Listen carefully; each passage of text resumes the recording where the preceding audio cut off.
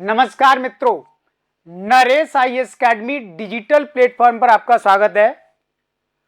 IAS मुख्य परीक्षा में सामान्य अध्ययन क्वेश्चन पेपर 2 को हम कवर कर रहे हैं। आज हम डिस्कस करेंगे सिलेबस के अनुसार द्विपक्षीय संबंधों का इतिहास, बायलैटरल रिलेशनशिप। सिलेबस में जिस तरीके से दिया है उसी के अकॉर्डिंग हम कार्य कर रहे हैं और मैं आशा करता हूं कि आपकी तैयारी सही दिशा में चल रही होगी और आप हमारी वीडियो से हेल्प ले रहे हैं। क्लासेस के लिए आप कांटेक्ट कर सकते हैं, आंसर राइटिंग सेशन को भी आप ज्वाइन कर सकते हैं और अपनी प्रिपरेशन को बहुत जल्दी से एक अच्छी कंडीशन में ला सकते हैं। तो आज का हमारा टॉपिक रहेगा द्विपक्षीय संबंध, बायलैटरल रिलेशनशिप। मुख्यतः मेरा प्रयास ये है कि क्वेश्चन जिस तरीके से पूछे जा रहे हैं उनको कैसे कवर किया जाए। तो जब आप तैयारी कर रहे हैं तो उन टॉपिक्स को पूरा कैसे किया जाए, तो उसी दिशा में मैं कुछ गाइडलाइंस आपको प्रोवाइड कर रहा हूँ।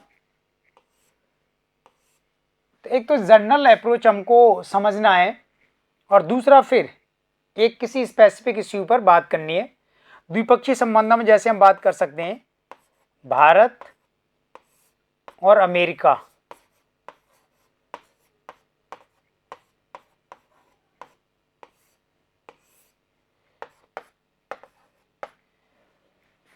और भारत रूस।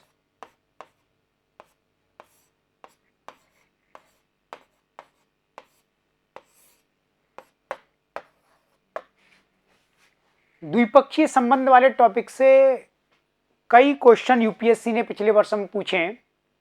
तो हमारे सामने चैलेंज ये है कि ये टॉपिक कवर कैसे होगा, क्योंकि दुनिया में इतने देश हैं, इतने देशों के साथ भारत के द्विपक्षीय संबंध हैं। हर साल इन देशों के साथ भारत के राष्ट्राध्यक्षों के द्वारा यात्राएं की जाती हैं, नए संधि समझौते किए जाते हैं, पुराने समझौतों को रिवाइज किया जाता है। इसलिए वहाँ से यूपीएससी के द्वारा क्वेश्चन पूछने की संभावना बढ़ जाती है। तो एक सामान्य सी बात तो आपको ये ध्यान रखनी है कि द्विपक्षीय संबंधों के आधार क्या हैं। यानी भारत किसी भी देश के साथ जब किसी दूसरे देश से बातचीत करता है तो उसमें किन मुद्दों पर बात की जाती है।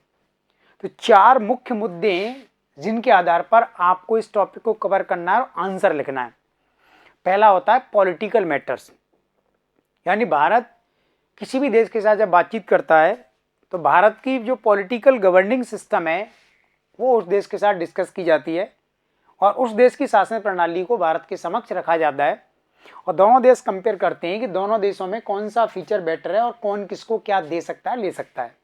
दूसरा इसी के अंतर्गत कि अगर लोकतंत्र में दोनों देश विश्वास करते हैं तो संयुक्त राष्ट्र संघ और अंतर्राष्ट्रीय स्तर की जितनी संस्थाएं हैं उनके अधिकतम लोकतांत्रिकरण के लिए आवाज उठाई जाती है। उन संस्थाओं में ज़्यादा से ज़्यादा लोकतांत्रिक प्रक्रियाओं को शामिल किया जाए और इन देशों की भागीदारी उसमें बढ़नी चाहिए। तो एक तो इस मुद्दे पर बात होती है जनरली। दूसरा मैटर होता है इकोनॉमिक, आर्थिक मुद्दे। यानी जब भारत किसी देश के साथ बातचीत कर रहा है, चाहे वो जापान हुआ या दक्षिण कोरिया हुआ या फ्रांस हुआ या ब्रिटेन हुआ, तो आर्थिक आधार पर बातचीत की जाती है कि भारत की मुद्रा इन देशों की मुद्रा के साथ कैसे एक्सचेंज होती है, फ्लक्चुएट कैसे करती है। भारत और यूरो करेंसी या फ्रांस की मुद्रा जो पहले थी अब वो यूरो में कन्वर्ट हो चुकी है। भारत और जापान की करेंसी, तो चूंकि भारत को जापान के साथ व्यापारिक संबंध मेंटेन करने, तो पेमेंट की जब बात आती है तो भारत को अपनी करेंसी का कितना हिस्सा जापान को पे करना होगा। तो एक मुद्दा इकोनॉमिक होता है, करेंसी स्टेबलाइजेशन, मुद्राओं के स्थायित्व का। इसी के अंतर्गत देखा जाता है कि कौन सी वस्तुएं भारत इन देशों में निर्यात कर सकता है और वहां से कौन सी वस्तुएं आयात की जा सकती हैं। जिन वस्तुओं को भारत कहीं और से आयात करता है, अगर यहाँ से आयात किया जाए तो उनकी लागत कम आएगी और ये हमारे देश के लिए सुविधाजनक भी हो सकता है। इसी के अंतर्गत देखा जाता है कि जिस देश के साथ बातचीत हो रही है उस देश की कंपनियां और देश की सरकार भारत में कितना विदेशी निवेश ला सकती है, कितना फॉरेन इन्वेस्टमेंट हो सकता है। ठीक है। और तीसरा जो एस्पेक्ट होता है वो होता है प्रतिरक्षा पर बात की जाती है, क्योंकि प्रतिरक्षा 21वीं शताब्दी का बहुत बड़ा कटु यथार्थ बन चुका है। बिना प्रतिरक्षा के कोई संबंध अब आगे नहीं बढ़ सकता। यानी भारत अपनी प्रतिरक्षा जरूरतों को पूरा करने के लिए ऐसी कौन सी साजो सामान या उपकरण प्रणालियां हैं जिनको वहां से खरीद सकता है, और भारत किस प्रकार के रक्षा साजो सामान इन देशों को सप्लाई कर सकता है, और रक्षा क्षेत्र में दोनों देशों के बीच में कहाँ कहाँ संयुक्त सेनाभ्यास हो सकते हैं, कहाँ कहाँ एक दूसरे को कोऑपरेट कर सकते हैं। एक इस मुद्दे पर लगातार बातचीत होती है। और चौथा जो पॉइंट होता है वो होता है साइंस एंड टेक, यानी दोनों देश कौन कौन से क्षेत्रों में रिसर्च कर सकते हैं। यानी किसी देश के पास रिसर्च अगर बहुत अच्छा है तो देन भारत उसके साथ जुड़ता है, तो भारत में उस रिसर्च के आने की संभावना बढ़ जाती है। और भारत के पास अगर रिसर्च है किसी क्षेत्र विशेष में, जैसे स्पेस सेक्टर में, अंतरिक्ष क्षेत्र में भारत की स्थिति काफ़ी अच्छी है, तो भारत जब भी जापान, किसी कोरिया, किसी देश के साथ संबंध स्थापित करता है, तो ऐसी स्थिति में भारत की जो अंतरिक्ष सेवाएं या अन्य प्रकार की जो तकनीक हमारे पास है उन कंट्री के साथ शेयर की जाती है और दोनों का फिर एक जॉइंट वेंचर बनता है। ठीक है। और पांचवा मुद्दा जो इनके साथ जुड़ा हुआ है वो है इन देशों में जो भारतीय रह रहे हैं उन भारतीयों से जुड़े हुए विभिन्न मुद्दे, उन भारतीयों की समस्याएं क्या हैं, उन भारतीयों की डिमांड क्या है, और फिर भारत का राष्ट्राध्यक्ष उस देश के राष्ट्राध्यक्ष के साथ भारतीयों की मांगों को डिस्कस करता है, विचार विमर्श किया जाता है। ठीक है। तो द्विपक्षीय संबंधों वाले टॉपिक को समझने के लिए आप इस आधार का प्रयोग करेंगे, फिर आपके सारे के सारे टॉपिक कवर हो जाएंगे। अब हमें इस टॉपिक में ये देखना है कि अगर भारत और अमेरिका के संबंधों को भारत और रूस के संबंधों के साथ तुलना की जाए, डिस्कस की जाए, तो कैसा सिनेरियो हमारे सामने आता है। तो भारत और अमेरिका के संबंध लगभग सभी क्षेत्रों में, विज्ञान प्रौद्योगिकी के क्षेत्र में नासा और भारत का इसरो कई क्षेत्रों में कार्य कर रहे हैं। भारत के परमाणु वैज्ञान अमेरिका के परमाणु वैज्ञान के साथ काम कर रहे हैं, क्योंकि अमेरिका की सहयोग से भारत में कुछ परमाणु रिएक्टर भी कार्य कर रहे हैं और यूरेनियम की सप्लाई भी होती है। इसी प्रकार साइंस एंड टेक्नोलॉजी जब हम बात करते हैं, बायोटेक्नोलॉजी, तो यहाँ पर भारत के साथ अमेरिका की कई कंपनियां साथ साथ कार्य कर रही है। तो विज्ञान प्रौद्योगिकी के क्षेत्र में भारत अमेरिका के बीच में अच्छे संबंध हैं। आर्थिक क्षेत्र में भारत में अमेरिका की कितनी कंपनियां हैं, कितने इंटरनेशनल ब्रांड हैं जो भारत में इन्वेस्ट कर चुके हैं, काम कर रहे हैं, चाहे वो एडिडास है, रीबॉक है, प्यूमा है, थम्स अप, पेप्सी, कोक, ये सभी इंटरनेशनल ब्रांड हैं जो अमेरिका से बिलोंग करते हैं और इंडिया में काम कर रहे हैं। यहाँ भी एक अच्छा संबंध हमको दिखाई देता है। भारत के कितने व्यक्ति अमेरिका में रहते हैं और अमेरिका की सरकार, अमेरिका की अर्थव्यवस्था को वो लाभ पहुंचा रहे हैं। तो जब आप अमेरिका के साथ संबंधों की बात करोगे तो बहुत व्यापक लेवल पर है, और आर्थिक क्षेत्र में जब आप बात करोगे कि भारत का लार्जेस्ट पार्टनर ज़्यादातर समय में अमेरिका रहा है, यानी अमेरिका के साथ हमारा व्यापार दुनिया में सबसे ज़्यादा रहा है, आयात निर्यात दोनों को मिला करके। कभी कभार कोई दूसरा कंट्री टॉप पर आ गया, यानी लंबे समय तक, लेकिन अमेरिका हमारा लार्जेस्ट ट्रेड पार्टनर रहा है। इन संबंधों के अलावा वर्तमान में जो डिस्कस किया जा रहा है वो ये कि भारत और अमेरिका के प्रतिरक्षा संबंध और भारत और रूस के प्रतिरक्षा संबंधों की तुलना की जाए, डिफेंस रिलेशनशिप की अगर बात की जाए, तो देन इन प्रतिरक्षा संबंधों को किस तरीके से देखा जाए। भारत के सामने प्रॉब्लम ये है कि भारत की सेना बहुत बड़ी है और सेना के लिए सभी प्रकार के साजो सामान, इक्विपमेंट्स भारत नहीं बनाता है, जैसे लड़ाकू विमान, फाइटर प्लेन्स, लंबी दूरी की मिसाइलें, क्रायोजेनिक टेक्नोलॉजी पर बेस्ड रॉकेट्स और ऐसी पनडुब्बियां, सबमरीन्स, तोप, राइफल्स। तो काफ़ी सारे ऐसे पार्ट हैं प्रतिरक्षा के क्षेत्र में जहां पर भारत की स्थिति कमज़ोर बनी हुई है, यानी उनका उत्पादन हमारे अपने देश में नहीं होता है, हम इनमें पीछे हैं। तो भारत लंबे समय से रूस से इन प्रतिरक्षा सामानों को खरीदता है, यानी आयात करता है।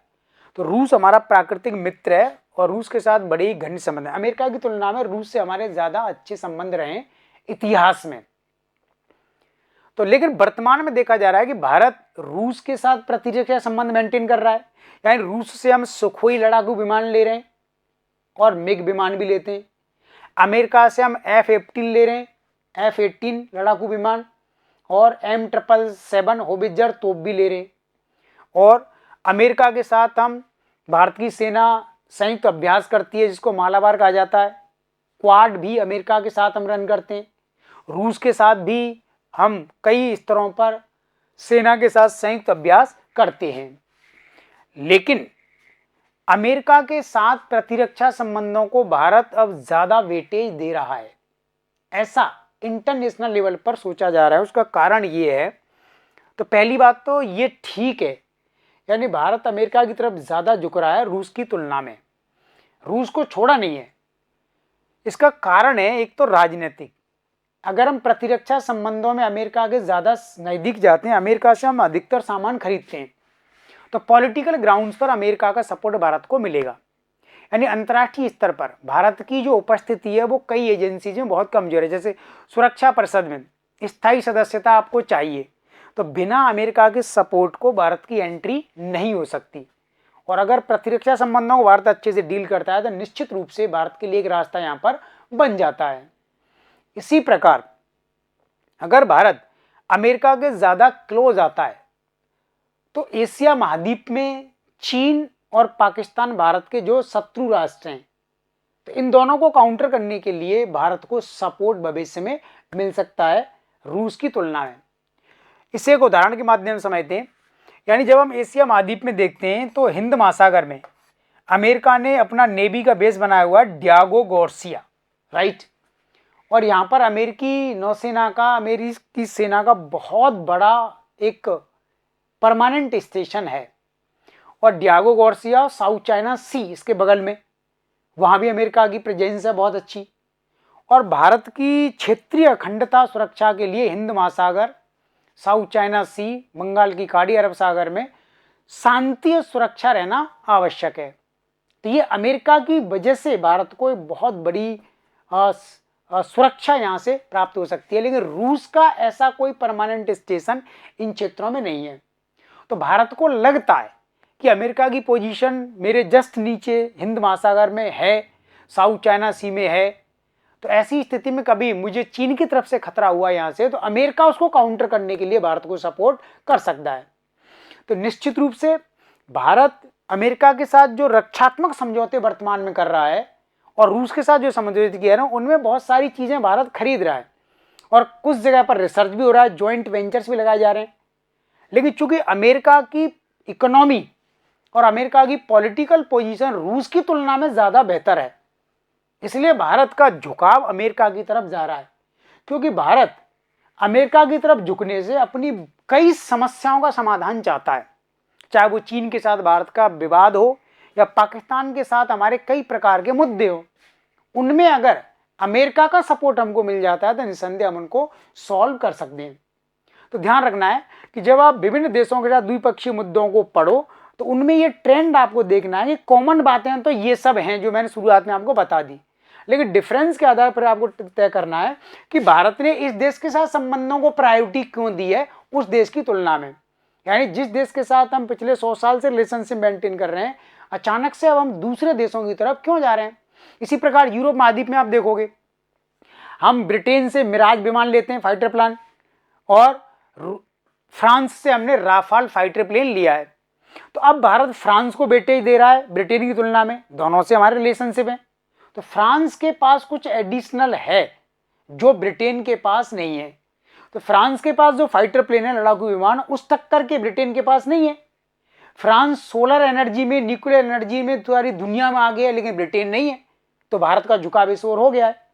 तो द्विपक्षीय संबंधों में इस बात को आपको पकड़ना है जब आप तैयारी कर रहे हो कि इस देश की तुलना में भारत इस देश को ज्यादा प्रायोरिटी, इसको महत्व क्यों दे रहा है। इसी के आधार पर यूपीएससी पर क्वेश्चन पूछता है। ठीक है, इस प्रकार से आप इन टॉपिक्स को कवर करेंगे।